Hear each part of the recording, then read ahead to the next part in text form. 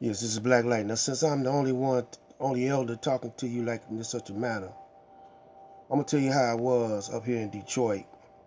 We're gonna break this down bit by bit. We already established in the last video that the Ethiopian, the Kushite Empire, was before Kemet. So what them brothers arguing about Kemet, the Egyptologists, they're not even telling you, even hinting around that the Ethiopians or the Kushite Empire was before Kemet. And we're going to, from time to time, read in the book about Kemet. We're going to go between this book here, The Wonderful Ethiopians of the Ancient Kushite Empire, and The Theology of Time. Uh, so we're going to break down when in my youth. I was born in 1946, and at the age of 10, my family moved off the east side. We was over there between Mack and Jefferson, across the street from Belle Isle, on the east side, and we moved to the west side. And it wasn't very few brothers, black people over there in this area here. This area I'm talking about was where they call 12th Street, which is now Rosa Park Boulevard, and Finkel. See, Finkel and 12th ran into each other. Finkel is actually 5 Mile. You go down a few ways and it turns into 5 Mile. And then after 5 Mile, you got 6 Mile, 7 Mile, and 8 Mile. 8 Mile is where the Eminem, that's where he resided at. That's where he lived at, on 8 Mile, which is only uh, 3 miles from Finkel, or 3 miles from 5 Mile, because Finkel turns into 5 Mile. Now, this space I'm talking about was Finkel was sandwiched in between Finkel and Davidson and Linwood and Dexter. The blacks have settled over there across Davidson and in the boulevard on up to Davidson. The boulevard is where you got Motown. Motown was about, from Linwood, was about a half a mile, maybe not even that much. And you got, on Linwood, you got Central High School. The blacks had took that over. Across the street from Central High School, you had the temple, the Nation of Islam. Headquarters. One of the headquarters was there, and they had that 2 or 3 blocks of Muslims, a Muslim community, and they owned those blocks. And you could walk from my house to Central or to the Nation of Islam. But at this time, it wasn't anything but Caucasians over there. It was 2 or 3 blacks on my block. And this is where we're going to start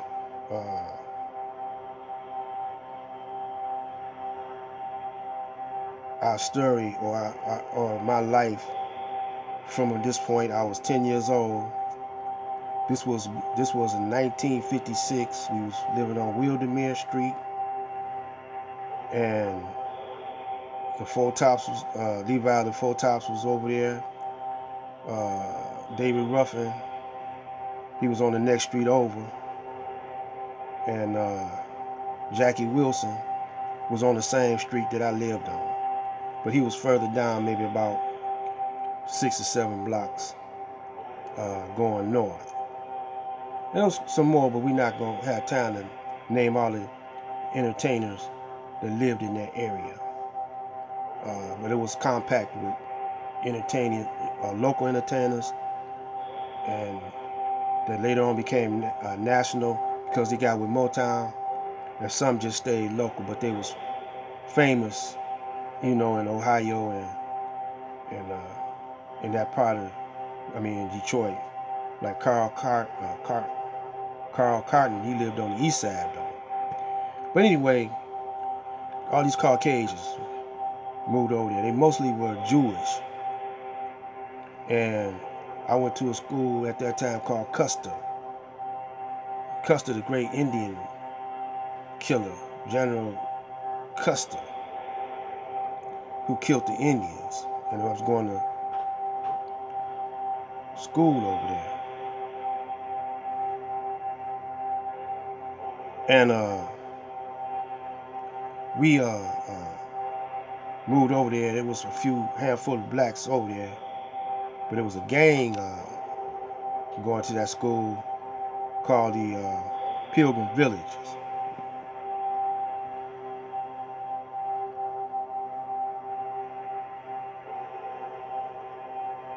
And the whites didn't want us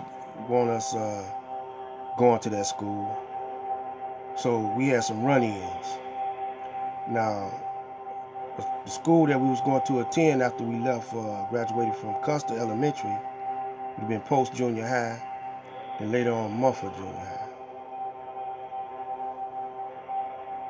So we're going to pick it up from about a week after I was registered into Custer, and I was walking home with one of my friends, and a white boy put it was wintertime, and we was walking home. School was out, school was dismissed, and we was walking home, and we were still on the school premises though. White boy put a big rock in a snowball and hit a friend of mine in the mouth with it and busted his mouth. And on the east side where I come from, you know, we didn't play that. So we got the little white boy, you know, doing that. And from that day on, we had many run-ins with white boys. You know, we wasn't like down south, you know. In this neighborhood right here, we fought police. You know, my uncle, who was one of the kings of Hastings Street, they called him Red. He knocked the police out his shoes, man, back in the 30s and 40s. He ran the police department because he had them on payroll, you know. And I know I told y'all this before that I had an uncle that ran with my mother, and my uncle were in the nation when Malcolm X was here in Detroit, and they not only was in the temple with him or in the nation with him, they socialized with his whole family. My uncles and my mother's brother, they had two of them that were gangsters on Hastings Street. My mother's father was a con man in St. Louis. So I recognize, this is all in my blood, you know. So I know a hustle when I see it. And I know gullible people when I see it. And one thing was passed down to me about being a sucker or being kind, one who could be easily kind. People that could be easily kind, they want something for nothing, and they greedy. They lazy too. These people right here don't want to do for self.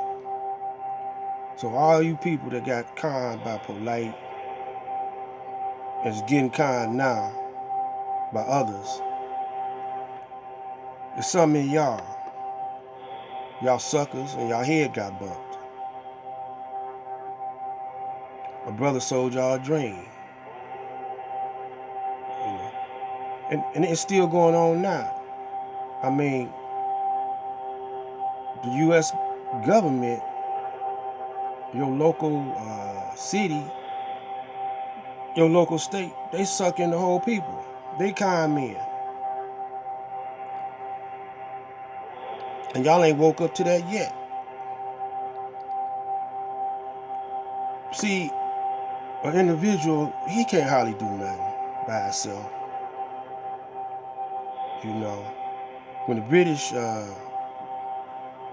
was whooping up on the colony, the 13 colonies, George Washington and his boys, they hardly couldn't do nothing by themselves. They had to go and get allies. So they got the Indians to fight with them. They got the French, I believe, some more Europeans to fight with them because half the people wouldn't scrap with them. You know, they didn't want to fight. By the United States doing that guerrilla warfare, that's how they beat the British, you know. But the British got back at them, and they with some money, they went to Congress, started buying off Congress, which the Illuminati, the Rothschilds, and them was behind that. So right to this day, the majority of our people are suckers, sucker bills. You know, they don't know that their head is being bumped. And you young ones the same, following in your people's footsteps. See, I played the game and, you know, I know about it. But I know that I feed off my own people. Because they ain't got nothing but crumbs, man. The one who's feeding off of the whole population of the planet, that's the one that got all the dust. He the one that got all the gold dust. He the one that got all the cheddar. You know? He the one with all the resources, trying to get all the resources. But y'all scared to mess with him. Because y'all think that he's got more seniority than you. We got more seniority than him. We the fathers and mothers of the planet. And he even tell you that right now. Look in this biology books and his anthropology books, his science books. He'll tell you that we the oldest people on the planet. But we too stupid to realize it. This is Black Light Out.